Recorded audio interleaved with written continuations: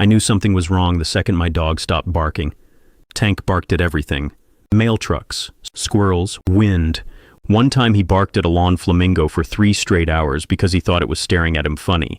So when I walked into my backyard after work and found my 6'4", 100-pound German Shepherd sitting completely silent beside a white animal control truck, I felt my stomach drop. 2 officers stood near my fence with clipboards, and standing behind them with her arms folded and a smug grin stretched across her face was Melissa Harper, the HOA president, or as everyone in the neighborhood called her, Karen with a clipboard. The second she saw me, she smiled like she'd already won. "Perfect timing," she said loudly. "Your dangerous animal is finally being removed." I looked at Tank. Tank looked at me. Then Tank rolled onto his back for belly rubs. One of the animal control officers actually blinked. "Ma'am," he said carefully, "this is the aggressive dog." Melissa pointed dramatically. "He terrorizes the neighborhood. He chased children. He attacked residents." I frowned. That dog is scared of bubble wrap. But Melissa kept going. "He nearly killed my cat." That caught my attention, because Melissa didn't own a cat, and that was the exact moment I realized this woman had just made a very, very big mistake. What happened next ended with police cars, handcuffs, 3 felony charges, and the HOA collapsing 6 weeks later. But before I tell you how the HOA president got herself arrested by animal control instead of my dog, make sure to like the video, subscribe to the channel, and comment below. What would your dog do in this situation? Now let me explain how this entire disaster started. I moved into Pine Hollow Estates 3 years ago after my grandfather passed away. The house sat on the edge of the subdivision beside a wooded creek. It wasn't fancy, but it came with 2 things I loved: privacy and land. Almost an acre of it. That mattered because of Tank. I'd adopted him after leaving the army. He'd actually been a failed police K9 because he was too friendly, which is a polite way of saying this dog would probably help burglars carry the TV to their car if they gave him snacks. But Tank helped me through some rough years. Panic attacks, insomnia, the kind of nights where silence gets too loud. That dog stayed beside me through all of it. So naturally, Melissa Harper hated him immediately. Melissa was the kind of HOA president who treated neighborhood bylaws like federal law. Grass too tall? Violation notice. Trash can visible for 12 seconds after pickup. Violation notice. Wrong shade of beige curtains? I wish I were joking. Violation notice. The woman once fined an elderly man because his bird feeder attracted unauthorized wildlife. Birds. She fined him for attracting birds. And somehow, every year she got reelected because half the neighborhood was terrified of her. The first issue started 6 months after I moved in. Tank got out. Not because he dug under the fence. Not because he jumped it. Because someone left my gate open. I found him 2 houses down, laying in the shade beside a little girl eating popsicles with him. The parents were laughing. Tank was drooling blue raspberry syrup everywhere. No harm done. Except Melissa happened to drive by at that exact moment. She slammed her brakes so hard I thought she hit something. Then she jumped out screaming like Tank was a mountain lion. "That dog is loose." Tank wagged his tail. Melissa grabbed the child dramatically. The little girl yelled, "No! I was petting him!" Melissa glared at me. "This is unacceptable." I apologized anyway. Huge mistake. Because from that day forward, Melissa decided Tank was public enemy number 1. Over the next 2 years, she filed 7 HOA complaints, claimed excessive barking, claimed intimidating presence, claimed residents felt unsafe. One complaint literally described Tank as a psychologically threatening canine. I laughed so hard I framed that one. But Melissa didn't stop. Every month she found something new, and every single time, nothing happened, because Tank had never bitten anyone, never attacked anyone, never even growled at somebody unless they wore a vacuum cleaner backpack. Apparently leaf blowers were suspicious. Still, Melissa kept escalating. And then one afternoon, Tank accidentally humiliated her in front of the entire neighborhood. That's when things turned personal. Every summer, Pine Hollow held a neighborhood cookout near the community pool. Melissa treated it like the Met Gala. Matching decorations, HOA banners, ridiculous speeches nobody asked for. I normally skipped it, but my elderly neighbor Walter convinced me to go. "Free burgers," he whispered. Hard to argue with that. So I brought Tank on a leash and stayed near the edge of the park. At first, everything was fine. Kids played with Tank. Neighbors took pictures. Someone tied a tiny American flag bandana around his neck. Then Melissa arrived. You ever see someone smile so fake it physically hurts to look at?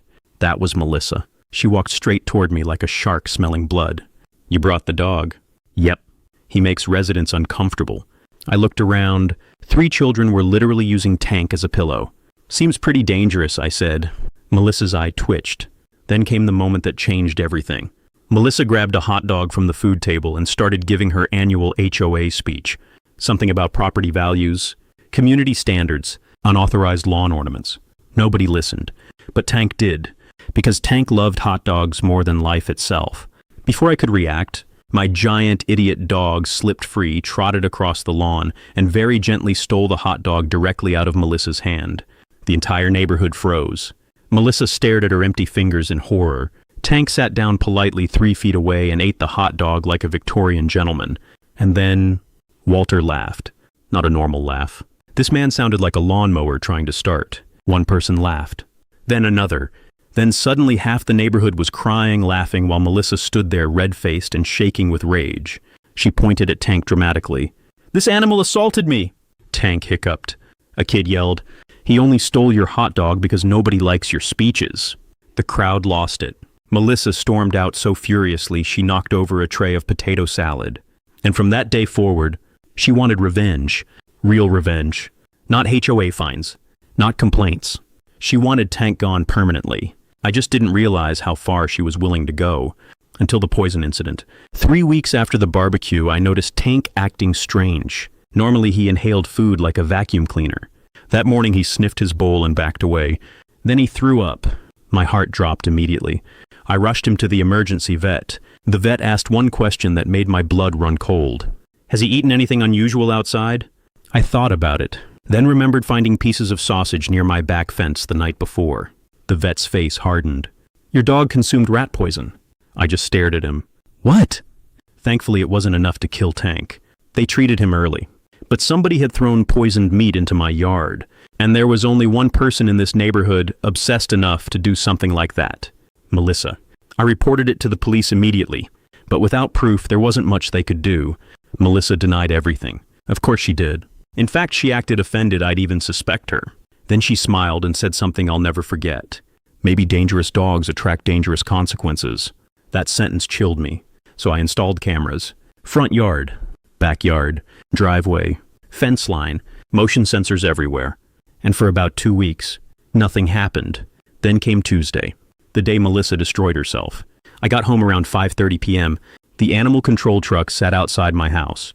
Tank was sitting beside 2 officers, and Melissa stood there looking victorious. One officer stepped forward politely.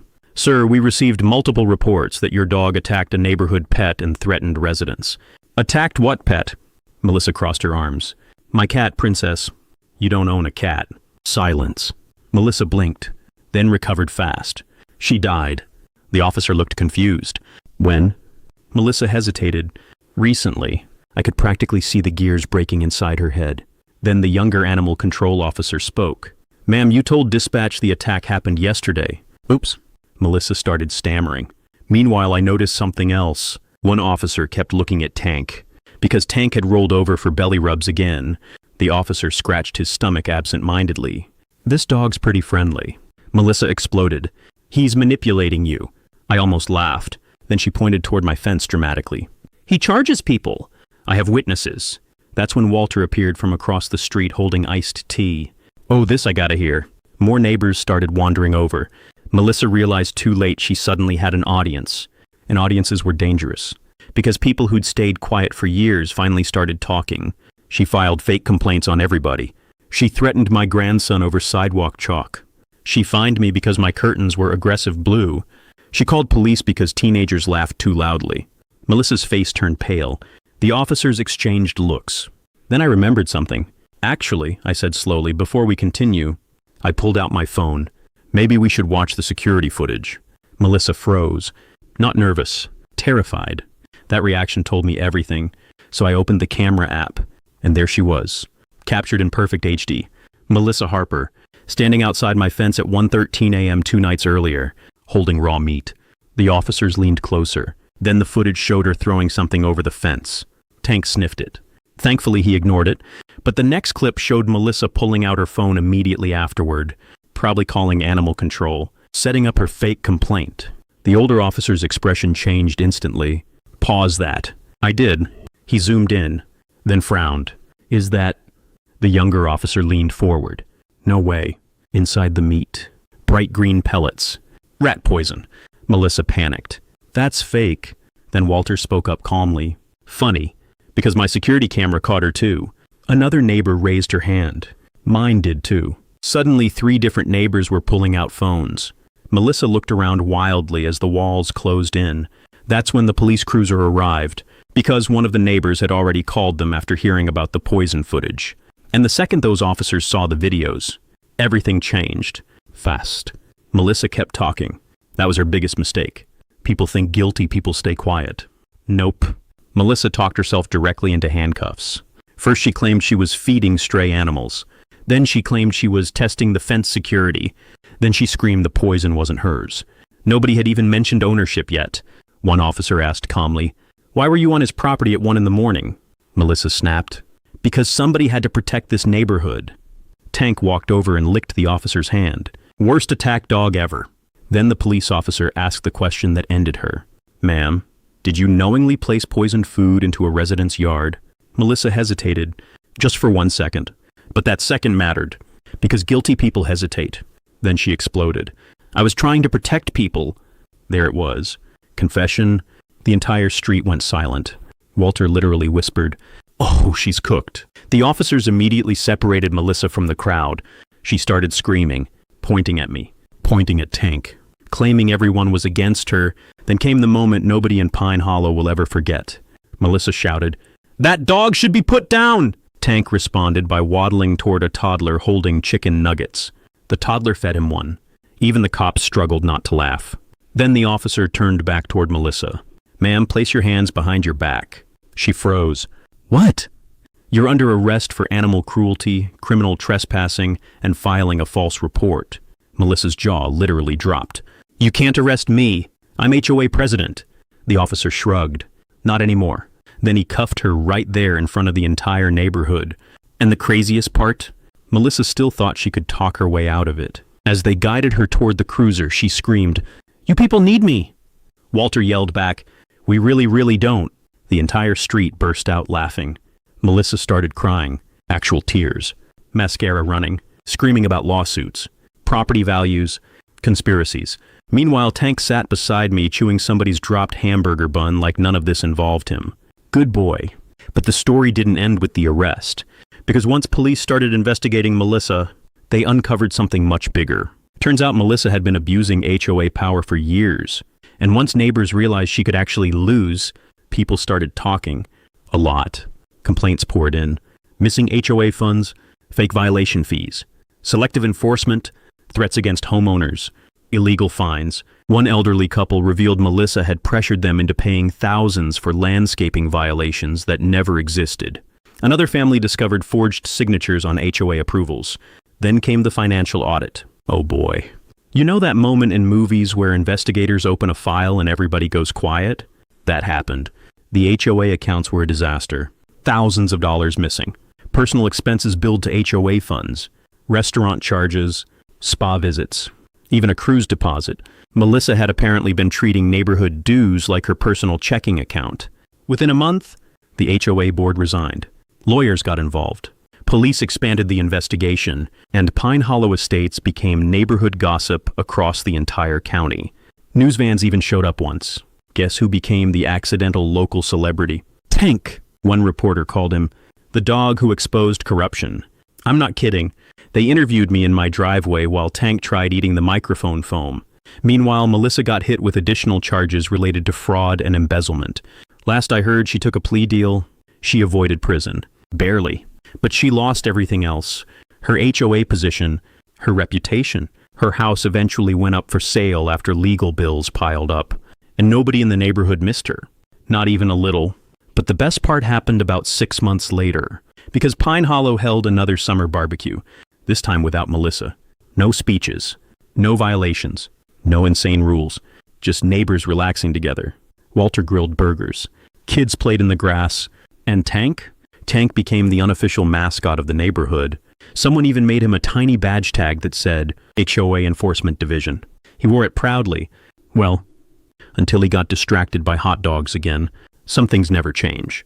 So yeah, Melissa Harper called animal control on my dog expecting him to be dragged away in chains. Instead, she got arrested herself, and my dangerous German Shepherd ended up becoming the most loved dog in the entire neighborhood. Funny how that works. If you enjoyed this story, hit the like button, subscribe to the channel, and turn on notifications for more insane HOA revenge stories every week.